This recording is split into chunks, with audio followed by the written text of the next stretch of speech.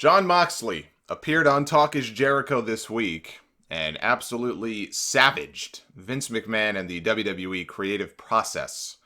It was the most popular podcast interview since CM Punk's interview with Colt Cabana 5 years ago, which I still think is the more insightful look into the inner workings of Vince McMahon and WWE. That one was more in-depth in terms of not just creative issues, but also how they treat their talent and all the medical stuff that Punk claims he went through.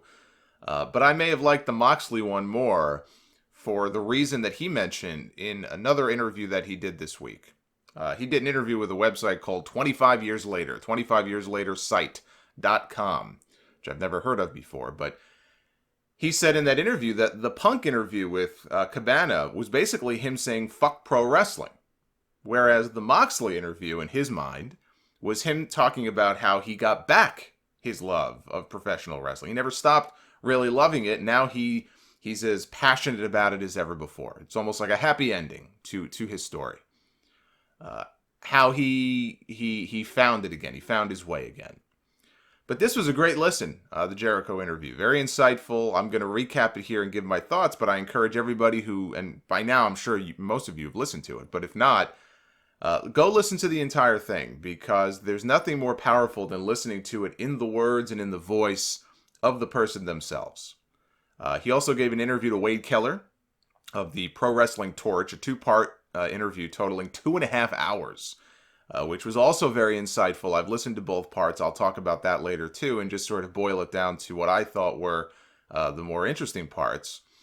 But to hear a big-name star like this from WWE, straight out of WWE, like Ambrose was for a very long time. You know, even when he was sort of minimized and he wasn't the top guy or in the top mix with the Shield, he was never not booked, I think, as an upper card or main event talent in that company. Even when he was the Intercontinental Champion, he was still one of the more popular guys, especially in 2016.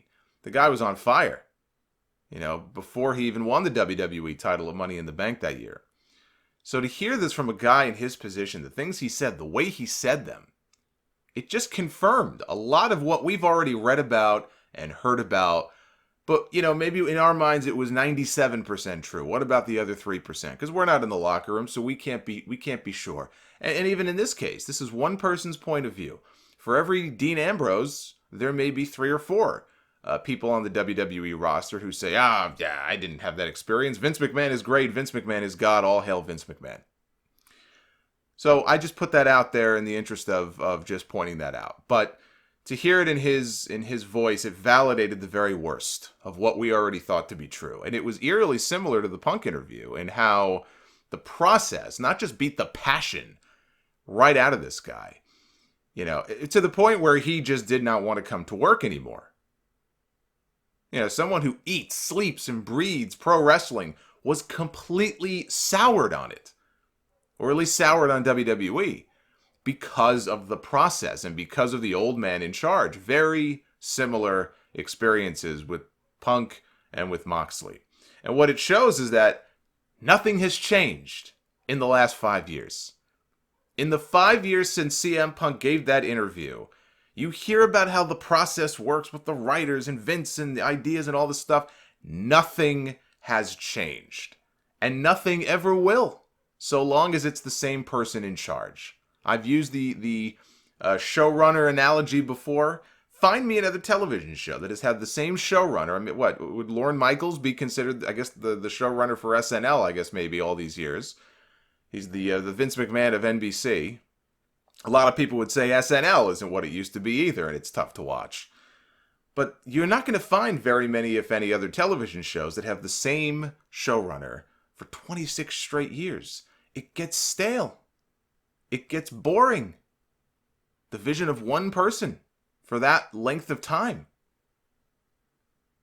After 48 hours, the podcast had over 700,000 downloads. It was the most downloaded episode ever of Talk is Jericho. So that's a lot of Omaha steaks and kitty litter that Jericho sold this week. Here are the key points. Moxley knew he was leaving as far back as July of last year. Almost a year ago, he knew he was probably leaving the company. That was when he was still out. He was just getting ready to make his return and come back from arm surgery and a staph infection. Yeah, he went through a lot of shit with that injury. He thought he was going to be out for 2, 3, 4 months. Then his arm got infected. He had to have surgery again. And that was touch and go. Staph infections are no joke. He could have lost his arm. So he ended up being out for 9 months instead of 3 or 4. It's a big difference. And he was already having thoughts about leaving. And he said it was not an AEW thing. He did not leave because I want to go work for All Elite Wrestling. He so badly wanted out of that place. If there were no other companies left to work for on the face of the earth, he said that he still would have left WWE. Common theme of this interview is him being handed a script to recite with awful, corny dialogue that we hear on television every single week. And he would constantly have to go to Vince McMahon's office. He would bypass the writers. He would go right, make a beeline for Vince's office, which is something he said Jericho kind of taught him to do. And he would have to try to talk his way out of whatever they were going to have him do. He would constantly have to fight and have these debates and discussions with Vince McMahon. And Vince would tell him, oh, it's such good shit. This is you. This is who you are. This is how the people can relate to you. And he hated it. He hated playing this weird, corny, goofball character. He could not stand it. Hot garbage, he called it at one point. He called a lot of these scripts hot garbage, awful crap. None of it made any sense to him. Yeah, we talk a lot about how none of the stuff that you or I see on TV seems to make any sense. How do you think the talent feels when they get handed this stuff? There was a line one time about a pooper scooper that he was hell-bent on not saying, and it was this whole operation, this whole day. It was exhausting just to listen to all the maneuvering he had to do that day. And almost like conspiring with the other writers to, we got to get this line out, we got to get this line out, let's the revision of the script, let's just take it out and not say anything, and when it gets in front of him, maybe he'll forget about, like it was this clandestine operation here that they had to put together to try to get that stupid pooper scooper line taken out. And, which of course I'm sure was a Vince McMahon idea. But, when we say that Vince finds this shit funny, I mean literal shit. You heard the story I told earlier about Todd Pettengill in the bathroom stall.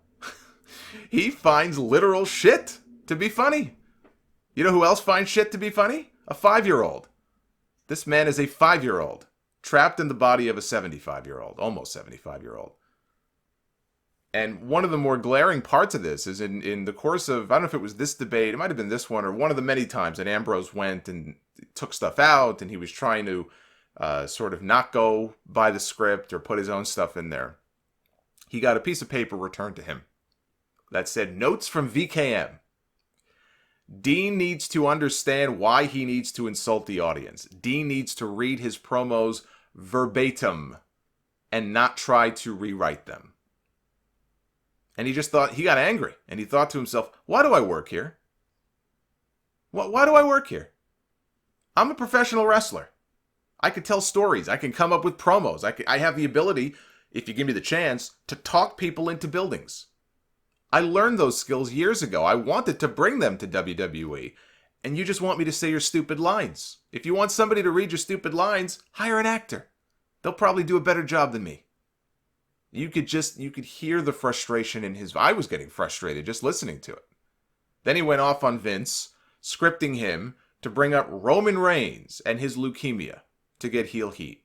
That was where he made the comment about how we all get what we deserve. Look at Roman. He has to answer to the man upstairs. And he knew the moment that line left his lips what a horrible idea that was. He was not happy about having to deliver that line. And in fact, something we did not know, there was another line scripted for him on a different night about Roman and his cancer that was so bad, so awful. He didn't say what it was. He told Jericho he was going to tell him off the air what it was. But he outright refused to say. He marched into Vince's office and said, yeah, there's no way I'm saying this. I mean, think about that. Had he said it, he said people would have been fired. They would have lost their jobs. They probably would have lost sponsors. The cancer line was so bad, it was too much even for Jon Moxley. Moxley had to be the voice of reason and refused to do it. Think about how bad that line must have been. Then we go to Raw in Milwaukee in November. That's the day that he knew 100% that he was leaving the company. Sound familiar? No?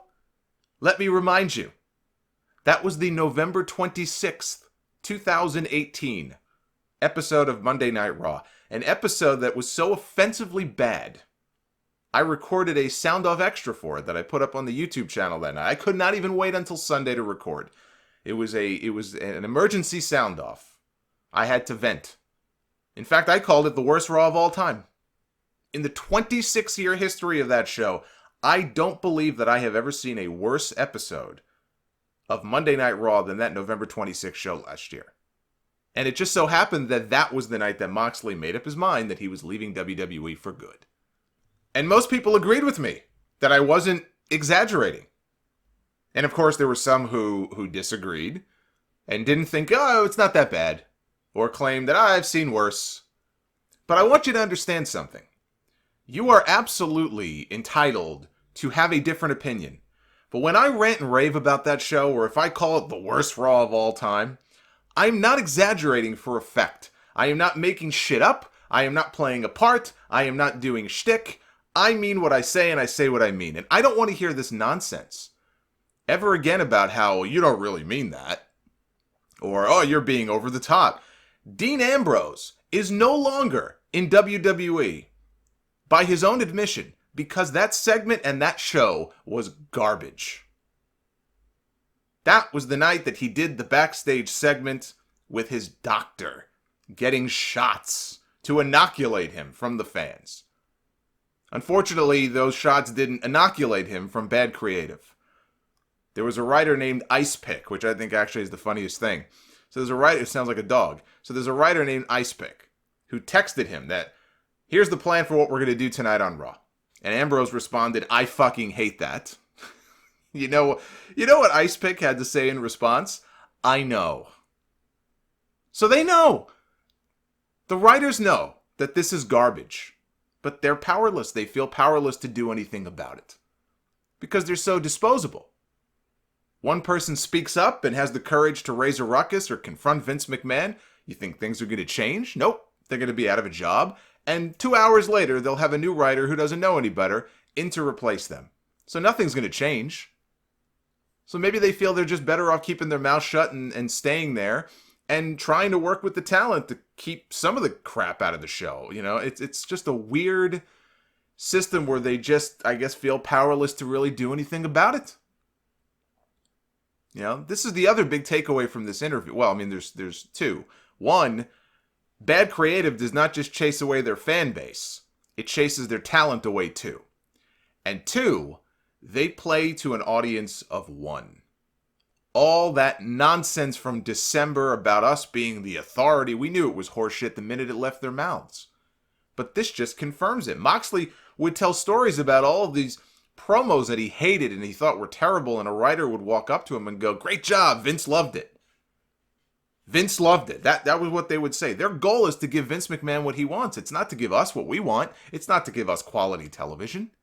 It's to give Vince McMahon what they think he wants to see. One of the biggest problems that this company has is that they play to an audience of one.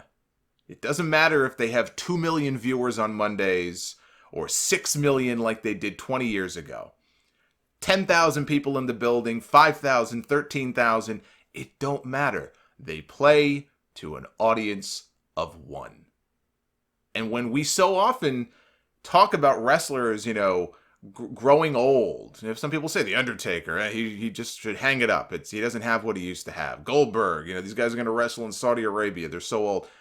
Like you find these older wrestlers sometimes who do, you know, pass their expiration date, and it's sad to watch sometimes, right? So we talk about that sometimes. These guys don't know when to quit and walk away. They don't have it anymore. They're going out there and embarrassing themselves. Everybody has a shelf life.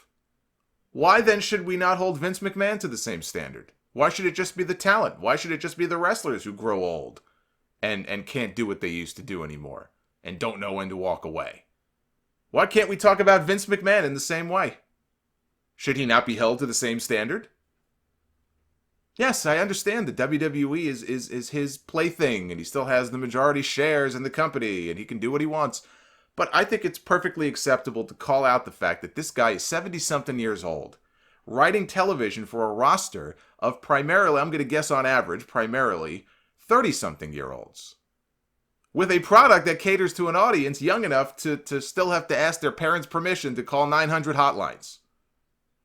That's a problem.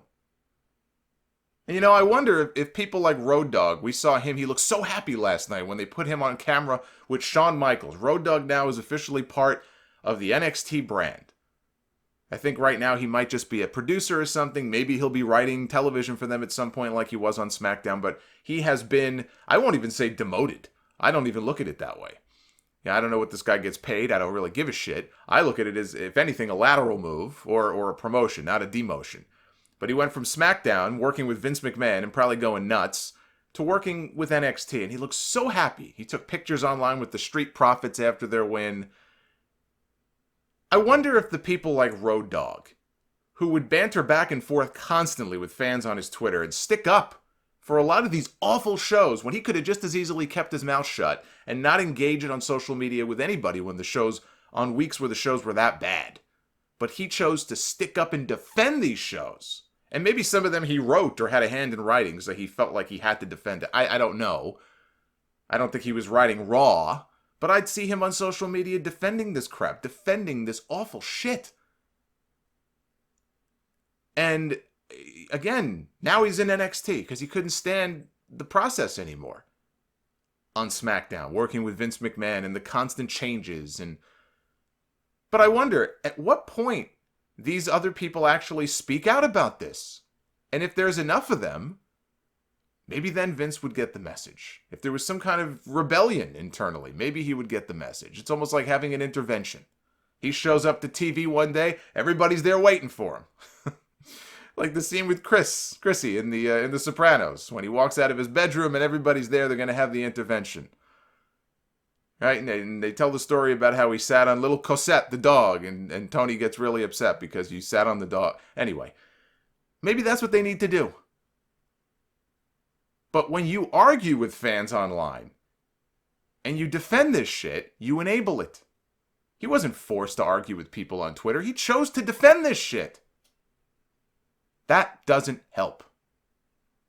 We need people like him to tell him why these ideas are bad. Moxley talks a lot in this interview about how all the wrestlers, they're in self-preservation mode, working with what they're given. They're just trying their hardest not to look like idiots. Promos used to be his favorite part of wrestling, and it grew to become the thing he hated the most. He refers to Vince as allegedly a genius. The product sucks, he says. He sounds like he should have his own podcast. He'd fit right in with the rest of us. The product sucks. And by the way, I have to say, I also, just to stick up for podcasters, and myself, I guess, but pretty much everybody like this who does a show or a YouTube show, when we do complain about the product, and it happens a lot because the product is shit, but when we complain about the product, we take a lot of heat. We take a lot of incoming fire from not just other fans who are like, oh, you're being negative, and if you don't like it, don't watch, but also a lot of wrestlers who will like to talk shit, and oh, these people are so negative, and you can't listen to them. And I just love how somebody escapes the asylum here and mirrors almost verbatim all of the things that a lot of us have been giving voice to for so long, and just basically confirming it all. And you'll still have people that go out and argue, that shows like, podcasts that talk about WWE in a negative way are just being negative for the sake of being negative, and you don't know what you're talking about, and blah, blah, blah. And again, you hear something like this, and it's, while the whole thing is depressing, it is refreshing to hear somebody lend a voice, a legitimate voice, to all of these things that people have been saying for a long time. He talks about how Vince is the problem, and it's the infrastructure that he built around him. That's the word he used. He's like, we all know Vince is going to die in that chair. He's never giving up the crown. Or headset in this case. He will die with that thing on. Which he probably will. He said it got to the point where he could get physically sick. He would get a physically sick feeling in his stomach every Monday before he knew he had to drive over to Raw. He's like, I can't live like that. He used to WebMD the word depression because he dreaded going to work that much and he thought, I might be depressed. Let me look this up online. He gave his notice officially after the Royal Rumble this year. Wade Keller broke the story before anybody else. I remember talking to him about it because I happened to be, I was co-hosting one of his shows with him that same day. I said, boy, you've had quite the day here. He's like, yeah. And we were talking a little bit about it. And so all this nonsense about how it may be a work and this and that. I mean, I pretty much knew from that day. There's no way that this thing was a work. But not everybody, but a lot of people insisted it was. And I'm not even saying that, you're an idiot if you thought it was a work. Because, look, it's pro wrestling, right? I mean, it's inherently everything is a fucking work. And everybody's always trying to bamboozle somebody else.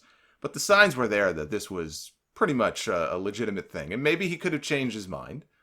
But at no point did I believe, after the story initially broke, that it was anything but legit. So that was when he told the company that he was going to be leaving. And he said that he was counting down the days to the end of April when his contract was up. His goal was to just get through these last 2 or 3 months. And they'll probably just take me off TV, and I'll ride out the rest of my contract. He didn't know that they were still going to have him on TV. They were going to do Shield reunions. They're going to have him on the road. Which he said, okay, fine, I'm under contract, so I will do whatever they tell me to do. I'm not going to breach my contract. But he thought the whole thing, them putting a press release out announcing that Ambrose was going to be leaving, they had the announcers on Raw, including his own wife, sitting next to Michael Cole, as Michael Cole said, Dean Ambrose has, elected to leave WWE, and it was just a very weird thing. They've never, ever done that with anybody before. He can't explain it. He has no idea why they did that. Maybe they were just trying to control the narrative because they knew it was already a big story and they wanted to make sure they didn't come off as the bad guys in all this.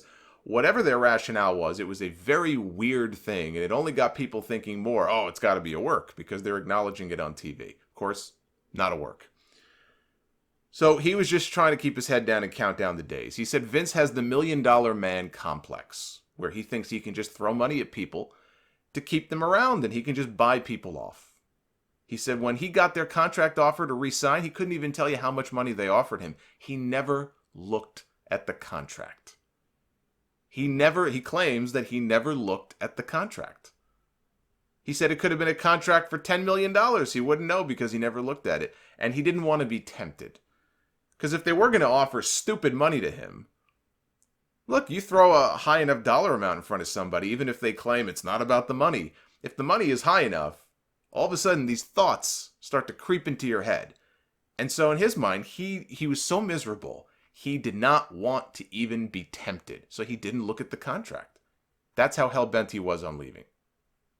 They tried to bury him with the Nia Jax stuff, which ended up going nowhere. They put him with EC3 for a couple of matches on TV. EC3 got a fluke win in 3 minutes in the first match and then lost to Ambrose in the very next match. He was supposed to be the heel, Ambrose was. But he got cheered. So they would have matches even on the house shows and stuff. And Ambrose says, I was getting cheered. He goes, I knew that was going to happen. Apparently the company didn't. So he gets cheered. And it may well be the reason that EC3 has been buried 6 feet under. It may well have to do with the crowd reactions to those matches that he had with Dean Ambrose. And I don't even like using that word a lot because I think it's the most overused word in wrestling. Bury. He's buried. A guy loses one match, people think that means he's buried. But in this case, it absolutely applies. EC3 has been buried deep beneath the Earth's core for reasons that don't make any sense to me at all. By the way, he lost again on Main Event this week. Moxley said that he was paid $500 for his last appearance, which was the Shield Final Chapter special that aired live on the network. That's the guaranteed minimum that they pay extras when they fly extras into TV to do stuff or sometimes to not do stuff. They just kind of mill around. $500. Vince tried to get him to stay in another month because he wanted him to do the European tour so they can milk the Shield reunion in every city on the European tour. He said, nope, go talk to Batista, go talk to Triple H. I'm filming a movie. Which he is, or he was, filming a role in some kind of MMA-themed movie. Now on the video, I figured that video was shot with the help of AEW. There were people who thought that, again, it's a sign that it's a work. It's so well produced. It clearly looks like a WWE production. We were both wrong. It was not a WWE video, and it was not an AEW produced video. He spent $8,000 out of his own pocket to produce that social media video announcing the return of Jon Moxley. It was actually made by Sick Nick Mondo, who used to be a deathmatch wrestler. He wrestled for CZW. He has since taken up filmography, and I think he did a hell of a job with it. But I go back to the story that Moxley told about Vince writing notes for him after he would try to change dialogue that he was supposed to give, and he would tell him, you need to read your promos verbatim and not rewrite them. At the end of the day, Vince McMahon sees his show as purely a television show, nothing more. These are his actors. And if you're a director, you give your actors scripts that they have to memorize, including some of the best actors in the world. You can give a script to Sean Connery, Clint Eastwood, right? That's what you do. You give your actors a script. They have to memorize their lines. They work with their coworkers so they're in sync on what they're supposed to say. That's how a movie works. You give your actors script and they have to memorize things as written. Jon Moxley sees himself as a wrestler, as, an entertainer, but as a wrestler. And Vince McMahon sees that as a dirty word. So he had to leave. He felt he had no choice. He clearly did not fit in there anymore. He clearly was never going to be happy working for this guy. So he busted out. And now you hear him talk about AEW. You hear him, this renewed enthusiasm in his voice. And if you think he's the only one who feels that way, you're a fool. Chris Jericho gave an interview to ESPN. Now keep in mind, WWE is in bed with ESPN. They have a business relationship. That's why ESPN covers them so much. You think ESPN gives a shit about pro wrestling? They're covering pro wrestling because they like it? No, they have a business relationship. That's why they get covered on SportsCenter sometimes. And they have articles on ESPN.com. Well, Jericho spoke with Mark Raimondi of ESPN and did a whole interview, and he claimed that he's heard from a ton of people in WWE who are counting down the days to the end of their own deals, who cannot wait to come on Jericho's show or podcast like his and do a Moxley-type podcast, like a tell-all. Oh, the stories some of these people could tell. People who weren't even treated half as well as Dean Ambrose was for all the shit that he went through. Look, and he admits he had a great career for himself. Met his wife in WWE, WWE champion, got to wrestle at WrestleMania. He's got a lot of highlights and moments in his career. Some guys don't even have that. So he's got a lot to be thankful for, but you can imagine the number of people on that roster who were looking to bust out, who probably have very valid reasons to be sour on their experience in WWE, who never got half the chance that Dean Ambrose got. And I don't think it's going to be very long before WWE starts having their talent sign NDAs, non-disclosure agreements, or working NDA-like language into their new contracts. When the contracts come up and they have them re-sign, working some kind of language, if that's legal, into the contracts to stop these people from bad-mouthing the company when they leave. I'm shocked they haven't done it already. But when I look at that roster, and who could it be? This is all just speculation now, but who could it be? What names? What bigger names could I see bolting for AEW or just looking to bolt WWE the moment their contract is up?